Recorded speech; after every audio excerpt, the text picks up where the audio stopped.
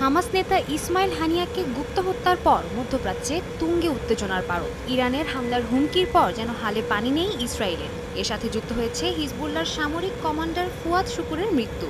একের পর এক হামাস ও হিজবুল্লাহ নেতাদের মৃত্যুতে ক্ষিপ্ত হয়ে উঠেছে ইরান ও মিত্ররাষ্ট্রগুলো।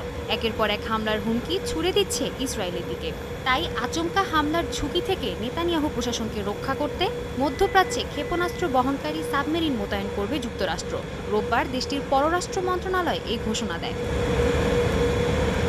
মার্কিন প্রতিরক্ষা সচিব লয়েড অস্টিন তাদের ইসরায়েলি প্রতিপক্ষের সাথে বার্তালাপের পর লিঙ্কন স্ট্রাইক গ্রুপকে যত দ্রুত সম্ভব এই ঘোষণা বাস্তবায়নের নির্দেশ দেয়। মার্কিন প্রতিরক্ষা সচিব লয়েড অস্টিন তাদের ইসরায়েলি প্রতিপক্ষের সাথে বার্তালাপের পর লিঙ্কন স্ট্রাইক গ্রুপকে যত দ্রুত সম্ভব এই ঘোষণা বাস্তবায়নের নির্দেশ দেন। গত জুলাইয়ে মার্কিন পারমাণবিক ক্ষেপণাস্ত্রবাহী সাবমেরিন ইউএস জর্জিয়া মেডিটেরেনিয়ান সাগরে মোতায়েন ছিল বলে জানা যায়। তবে গণমাধ্যমের সামনে ঘোষণা দিয়ে সাবমেরিন মোতায়েনের ঘটনা বিরল।